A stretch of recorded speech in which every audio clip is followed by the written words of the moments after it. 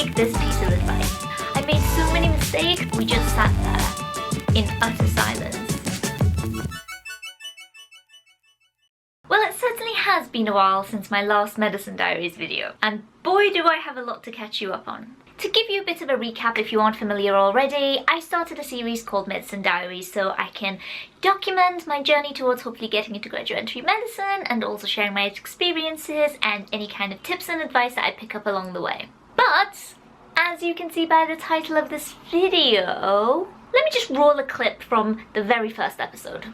I've got to say, I'm kind of nervous about starting this series because if I fail, it's going to be on the internet for everyone to see. But screw it, I'm gonna make it anyway. And in the spirit of sharing my advice and experience in the hopes of helping some of you guys out who want to do medicine, I thought I'm gonna make this video and talk to you about all of the mistakes I made so that you guys don't make it if you're in the same process. And do you know what? It isn't all doom and gloom. Despite what has happened and the mistakes I made and the outcomes I have gotten, this is only the start of my journey. I'm not giving up. I'm going to try again. I'm going to do better this time and learn from my mistakes.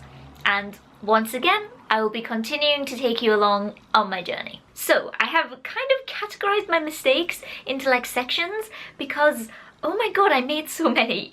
So the first few ones are all about the aptitude tests that you have to take in order to apply to medical schools in the UK. In my previous Medicine Diaries videos, I talked about how I had kind of lost steam with the UKCAT, which is the UK Clinical Aptitude Test, and how I had kind of given up and where I was feeling with that mentally. I am absolutely not ready because the last couple of weeks of my MRes were, you know, so stressful and I had a deadline.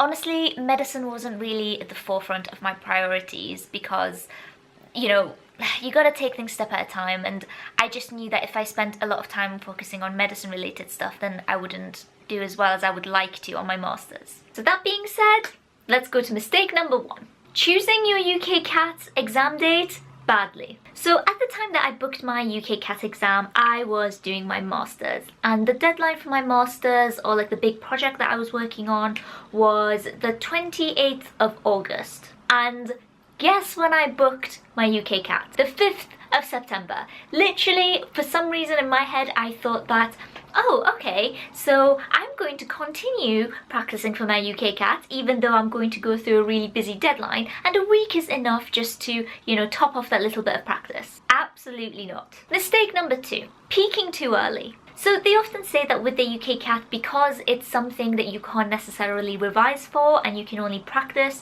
you can peak early in your performance. And again, that's something that happened to me. As I said, I booked the UKCAT for 5th of September, but I made my booking around May time. And obviously, as soon as I booked it around May, I started doing practices, and I would do around an hour every morning for about a good 3 weeks to 4 weeks. Now, obviously, in this time period, I had gotten quite good. I was more comfortable with the questions, and I would say that this is where my peak was. But that was in May, and my exam was in September, and I got busier and busier with my masters. I got more and more deadlines, I got more and more work piling up, and I never managed to recover the same competence level that I felt in May. So yeah, bear that in mind. Mistake number 3, consistently pushing back the exam date, but consistently not practicing enough. I was so burnt out with my masters, and as I said, I had booked my UKCAT originally on the 5th of September, which in itself was a mistake, but then I decided, you know what, I'm going to push it back a bit more. I had originally planned 5th of September because I was going away to Morocco on the 7th, and I would be getting back on the 16th. So I thought, wouldn't it be great to kind of get my UKCAT out of the way and just enjoy my holiday? And yes, that would have been great, but again, in my sheer panic, I decided to extend it to, I think, around the 20-something of September. I was still completely burnt out from my masters, I was on my holiday, I wasn't in the mood to practice, and I just had this UKCAT anxiety in the back of my head, even though I was trying to enjoy my holiday. But essentially, what ended up happening is I didn't enjoy my holiday as much as I could have because I was worrying, and I didn't get as much practice done because I was burnt out and I was trying to take a break. Oh, and it gets better.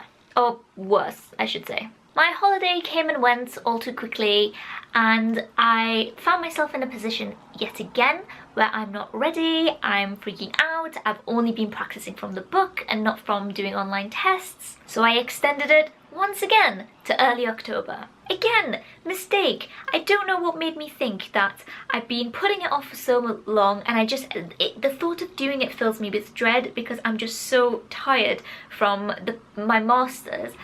And again, this did the same thing. I stretched out my anxiety for longer and I still didn't practice. I got Medify, and if anything, it made me panic more because I realized that the bit of practice that I've done from the book is completely different than doing it online because I hadn't been doing timings, and it was just a hot mess basically. Mistake number 4, not considering other aptitude tests.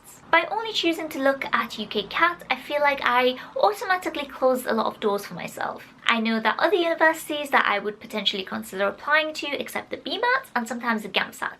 And people have said to me that in a way they are easier because you can actually practice for them, especially somebody in my situation who has a science background. Not sure if that'll help, that's just what people have said. So, long story short, I did not do well in my UKCAT at all. Definitely not to compete with some of the graduate entry scores that people get, and by this time it was already too late to look at the GAMSAT or the BMAT because I just wouldn't have enough time to properly practice for them. But I decided it is what it is, so I may as well just choose some universities and make my applications. So let's talk about mistakes in that category. Mistake number 5, choosing universities that I either didn't want to go to or that I knew I wouldn't get into just for the sake of applying. I have to say, I applied for 4 universities. 2 of them I straight away knew I didn't really want to go to, and the other 2 I straight away knew that I wouldn't be able to get to given my circumstances, but I applied for the sake of it. 2 of the universities that I applied for, Birmingham and Cambridge, are the ones that didn't require any aptitude tests. Birmingham is the one that I didn't really want to go to, and Cambridge was the one that I knew I wouldn't get into because it needed an A at A-level chemistry and I got a B at A-level chemistry. Don't know why I applied, I guess I just did. The other 2 universities that I applied for were Southampton and Queen's and Barts. Queen's and Barts are one university, it's just a joint institute. Southampton, again, I didn't want to go to, and Barts and Queen's, I knew that my UKCAT score was not high enough. Also, I feel like this video is going to be so long. I made so many mistakes, we're not even halfway through. I'm sorry. Mistake number 6, choosing universities that I knew my UKCAT was too low for. Again, I mentioned this in the last point, but that was the case for Queen's and Barts and also Southampton. Anyway, so those were the mistakes I made in the category of choosing universities. But again, I thought, you know what, I'm gonna apply anyway. The best thing I can hope for is maybe an interview and interview practice, and then take it from there, I guess. Now, the next 2 mistakes are quite possibly 2 of the stupidest mistakes one could ever make. And if you've taken nothing else from this video, please take this piece of advice. Mistake number 7, leaving your application till the last minute. Now this is kind of rare for me because I'm not usually a last minute person, but in this situation, literally a week before the med school deadlines, I was scrambling to get my modules together for GCSEs and A-levels and what exam boards I was on, and I was scrambling to write my personal statement. And again, I was just a hot mess. In fact, literally like an hour before the deadline, I was sat in a prep, I had my coffee, I was having like palpitations because of the nervousness and also because of the caffeine, and I was just like checking through my personal statement and being like, oh, I'm going to change this here, change that there, and do not do that. And this brings me on to quite possibly the crescendo of this video and the stupidest mistake. Mistake number 8, getting a reference from one of your referees before sending the application off. Ugh, I honestly have no words. At the same time that I was applying to med school, I was also applying to jobs, or I had been applying to jobs. And the way references work in jobs is that you send them an application or fill in an application form, send it in, you also leave the details of your referees, and if they shortlist you and if they like you, only then will they contact your references and ask them, you know, what's this person like, etc. Now, stupidly, I thought that that's how it worked with medicine as well. If they like my application, they're going to contact my referees and then ask them, you know, what's this person like? Turns out that is not the case. 20 minutes before the application closes, I have got everything sorted out, my personal statement's done, all of my modules filled in, and I'm ready to press submit. But you never guess what? The submit button is not clickable. I almost had a mini breakdown, and it turns out that you have to have the references already on their system before you can submit.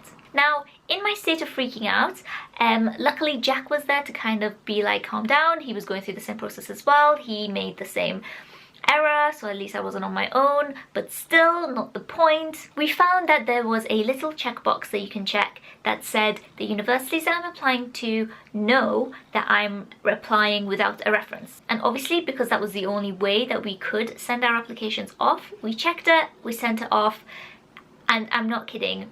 Both of us, we were in prep, we just sat there in utter silence for about 10 minutes, followed by a lot of nervous laughing and a lot of just, what the hell just happened? It took us a while to kind of like collect ourselves and be like, what do we do now? And then the only thing we could do, because this was a Sunday, is to wait until Monday morning, ring up our university choices and say, this has happened, can we still send a late reference? And in this time, I managed to text my supervisor from my master's and say, oh my god, like this has happened, please can you help me out, please can you write a reference quickly? And she was absolutely amazing, and she wrote a wonderful statement, like a reference statement, really quickly for me and sent it. And she even said that as my reason for delay, I can write that it was her fault and she got back to me late, which was again super nice of her. But that didn't really make much of a difference, because when I rang up the universities, Cambridge and Birmingham were immediately like, no, we don't accept anything further. And I think Jack had gotten in touch with Southampton and Barts and Queen's, and they had given an email that we could send them to. So either way, we managed to both send off late references to all of our universities, and very soon after that I got rejections from Cambridge and Birmingham. So they would have immediately seen, she doesn't have a reference, put her aside. I'm still waiting to hear back from Queen's and Southampton, but like I said, those were the universities that I applied to, knowing that my UKCAT is too low anyway, so it's not even something I think about now.